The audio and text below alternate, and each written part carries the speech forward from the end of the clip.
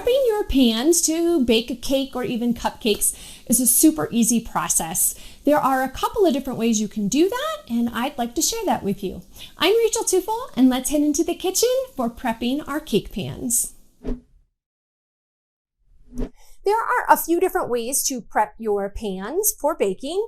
The first way is a very traditional way, which is simply greasing your pan with some shortening or butter, whichever your preference is. The tendency is to use shortening more so to prevent any of the butter from burning. Butter has a lower temperature at which it burns compared to shortening. So just do a nice generous layer of shortening, and then you want to pour in just a little bit of flour, and then you're going to shake it around.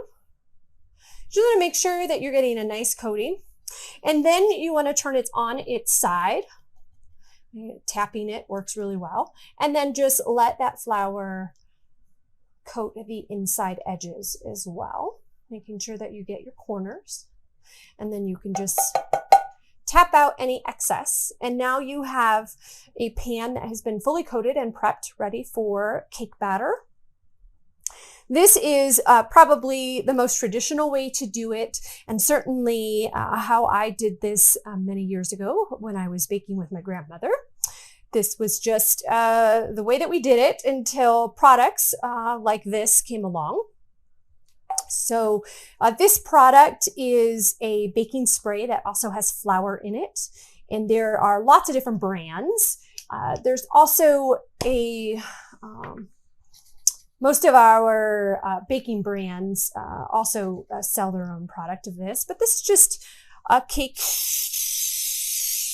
spray. And so you just want to make sure you spray the inside, again, getting up onto your edges as well. And that, again, just creates a lovely coating to prevent cake from sticking to your pans.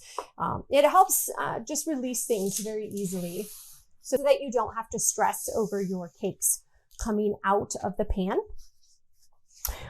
Another way to be able to prep your pan is actually using parchment paper. And so parchment comes in sheets, it comes in a big long roll, it also comes in cake circles. So you could certainly purchase cake circles as well. I tend to just cut what I need.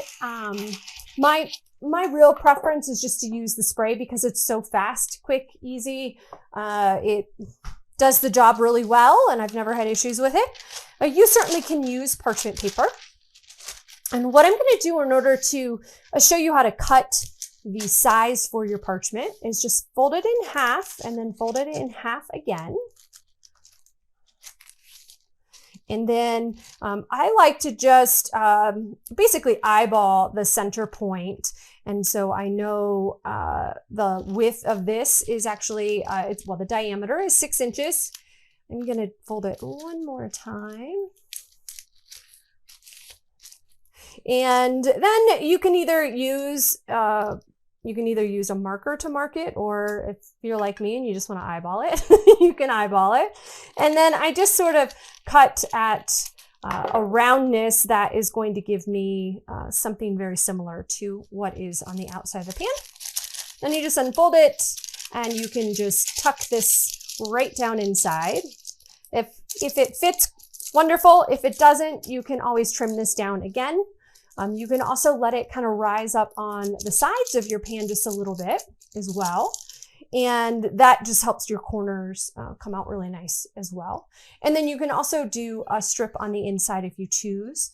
Again, it seems like a lot of excess work, in my opinion, when something like this is so easy to use and readily available. But some more traditional pastry chefs and bakers out there do prefer the parchment, and that's completely fine.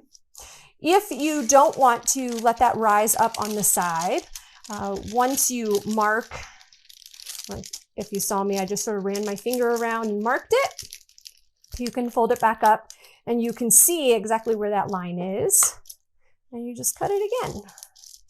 And now this is going to sit very nicely right in the bottom.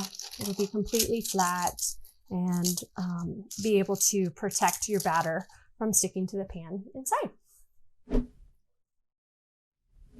While prepping your pans is certainly an easy process, it is an important step to ensure that your cakes come out of your pans in one piece. Please, please, please make sure that you prep your pans appropriately so you don't end up with any disasters on your hands.